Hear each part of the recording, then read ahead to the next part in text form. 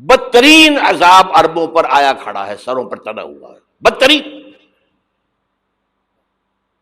ایسی جنگ ہونی ہے الملحمۃ العظمی، جس کو کہ میں بھی آپ کے گواہی پیش کر دوں گا، جسے کہا گیا ہے دی لاسٹ کروسیڈ۔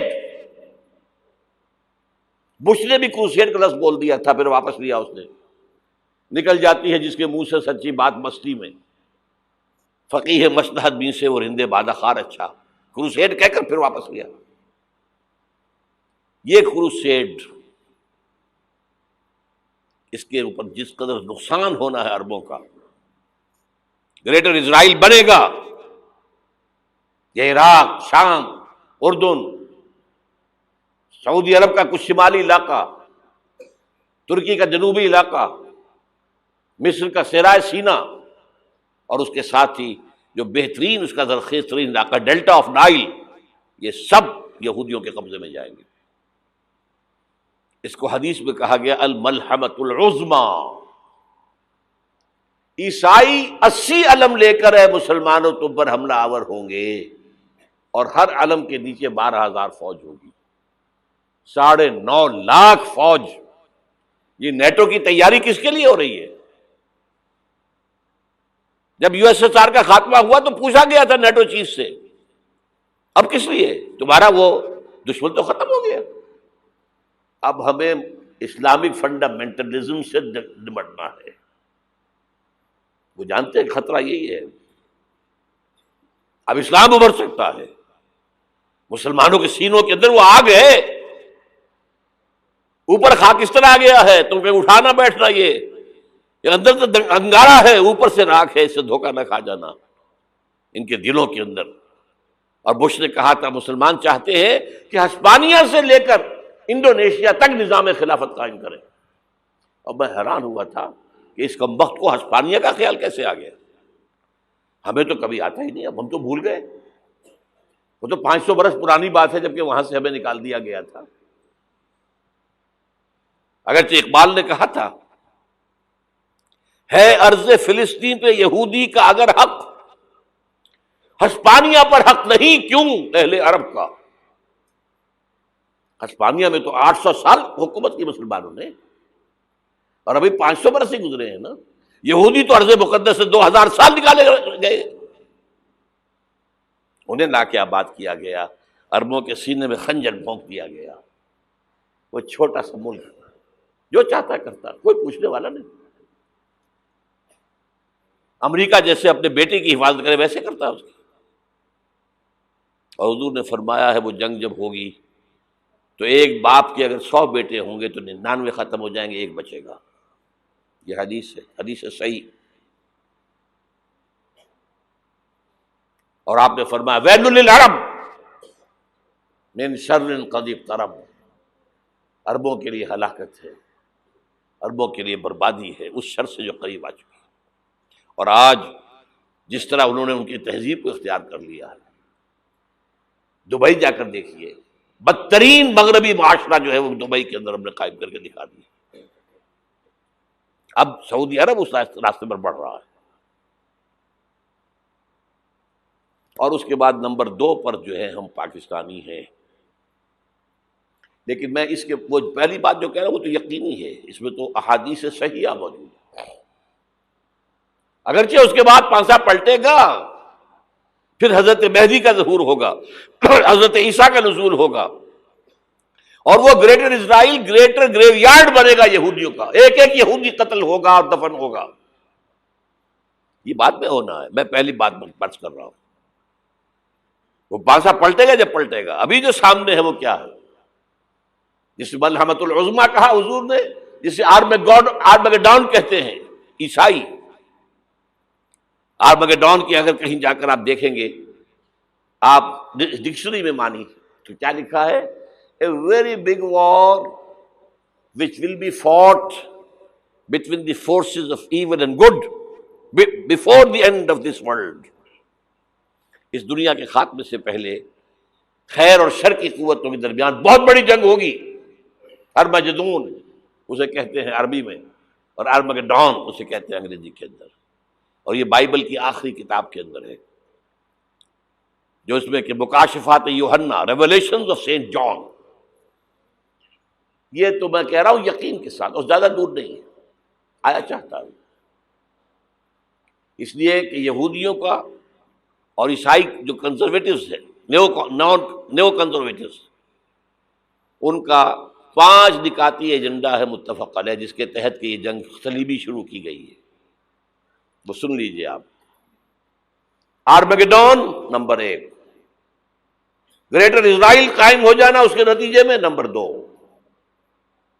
مسجد اقصی اور قبۃ الصخرہ کو گرانا نمبر 3،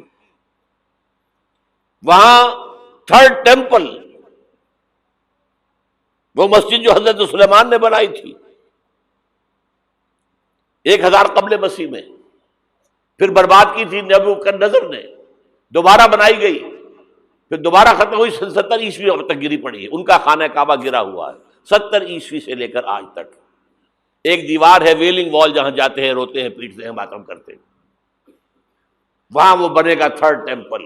اور نمبر 4، اس میں لا کر رکھا جائے گا تخت حضرت داؤد کا۔ یہ تخت کہاں ہے اس وقت؟ یہ لندن شریف کے اندر، جو ان کی پارلیمنٹ کا جو چرچ ہے، ویسٹ منسٹر ایبے، اس میں رکھا ہوا ہے۔ ایک پتھر تھا جس پر بٹھا کر حضرت داؤد کی تاج پوشی ہوئی، پھر حضرت سلیمان کی ہوئی، پھر وہ پتھر رکھ دیا گیا جب حضرت سلیمان نے بنایا ہیکل مسجد اقصی، وہاں رہا وہ۔ ہر بادشاہ جو تھا یہودی اسی کے اوپر بٹھا کر اس کی تاج پوشی ہوتی تھی۔ سن 70 میں ٹائٹس نے گرایا اسے، ہیکل کو، وہ پتھر لے گیا، وہاں سے روم گیا، روم سے آئرلینڈ گیا، آئرلینڈ سے اسکاٹ لینڈ آیا، اسکاٹ لینڈ سے انگلینڈ آیا، اور اب وہ رکھا ہوا ہے 14ویں صدی عیسوی سے آج تک۔ وہ ویسٹ منسٹر ایبے میں رکھا ہوا، ایک کرسی کی سیٹ میں اسے بنا دیا گیا ہے تخت کی شکل میں۔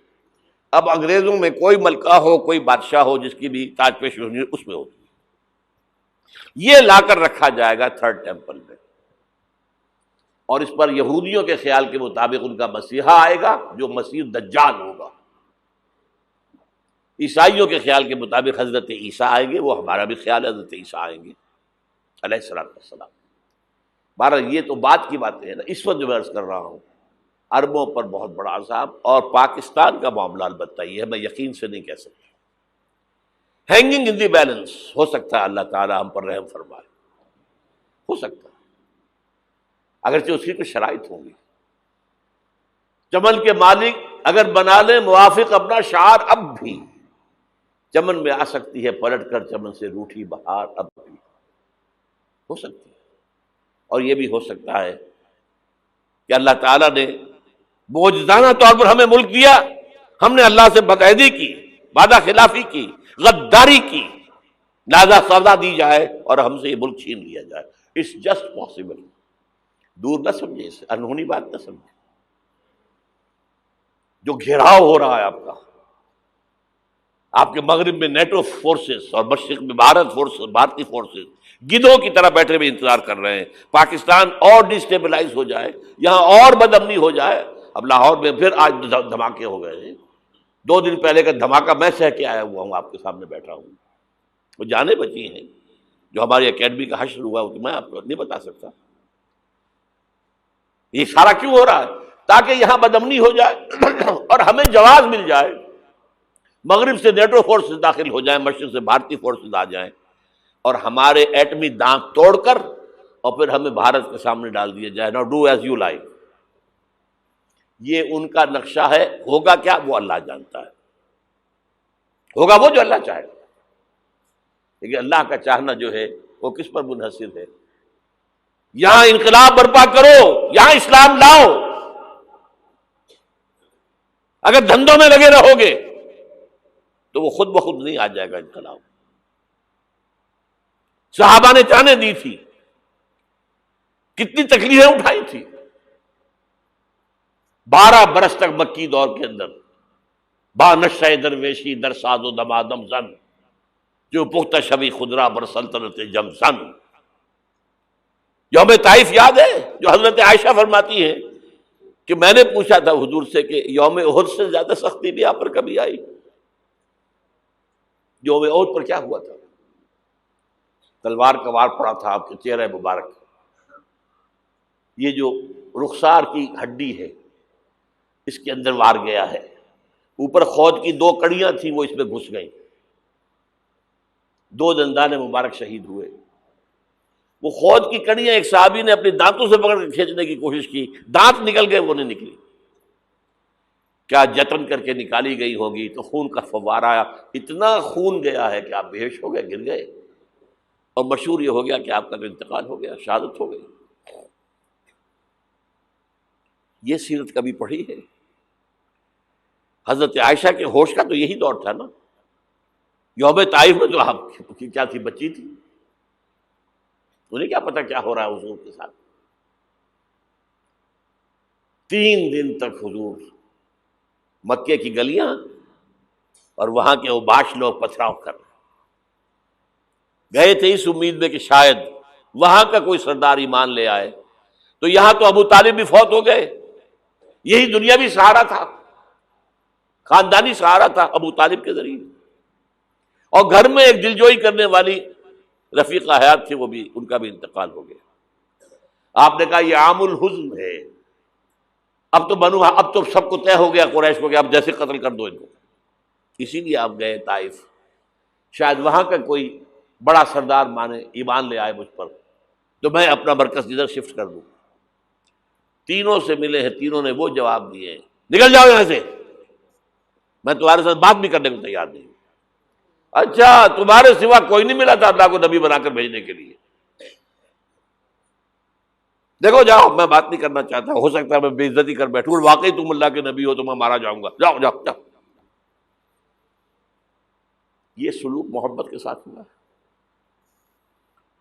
اور پھر چھوکروں کو, اسٹریٹ ارچنز جنہیں آپ کہتے ہیں, اشارہ کیا تھا, خبر لو ان کی, پتھراؤ ہو رہا ہے.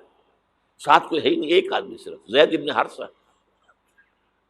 اب سامنے سے پتھر آ رہے ہیں تو حضرت زید آگے آ جاتے ہیں, ڈھال بنتے ہیں. مجھے لگے پتھر حضور کو رہے, آپ پیچھے سے آ رہے ہیں. چاروں طرف سے تو ڈھال نہیں بن سکتا ایک شخص, جسم لہو لہان, خون جا کر جوتیوں میں جم گیا ہے, جوتی اتر نہیں. پھر وہاں سے واپسی پر جو دعا مانگی ہے, اللہم الیک اشکو ضعف قوتی وقلت حیلتی وہوانی علی الناس. اے اللہ تیری جناب میں فریاد لے کر آیا ہوں اپنی قوت کی کمی کا, اپنے وسائل کی کمی کا, اور جو ذلت و خواری ہو رہی ہے لوگوں کے سامنے. الا ملتقنونی, مجھے کس کے حوالے کر دیا ہے؟ الا بعیدی یتجہمونی, یہ میرے اوپر ہجوم کر کے آ جائے, حملہ کریں.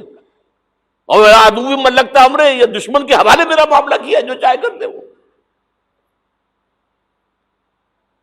لیکن پھر عبدیت غالب آتی ہے. ان لم یکن علی غضبک فلا ابالی. اللہ اگر تو ناراض نہیں ہے تو مجھے کوئی پرواہ نہیں. سر تقسیم خم ہے جو مزاج یار میں آئے. مجھے اندیشہ یہ ہے کہ تو ناراض تو نہیں ہوگی. یہ تکلیفیں جھیلی ہے. سینکڑوں صحابہ نے جانوں کا نذرانہ پیش کیا ہے. احزاب کی جنگ میں فاقوں پر فاقے ہو رہے تھے, اور ان فاقوں کی حالت میں خندق کھودنے کا حکم ملا ہے. لوگوں کی کمریں دوہری ہو رہی ہیں, پتھر باندھے ہیں اپنے پیٹوں سے, اپنے چادروں کے ساتھ کس کر, کمر دوہری نہ ہو جائے. اور جب صحابہ کدالیں چلا رہے ہیں تو کیا کہہ رہے ہیں؟ نحن الذین بایعوا محمدا علی الجہاد ما بقینا ابدا اللہم لا عیش الا عیش الاخرہ.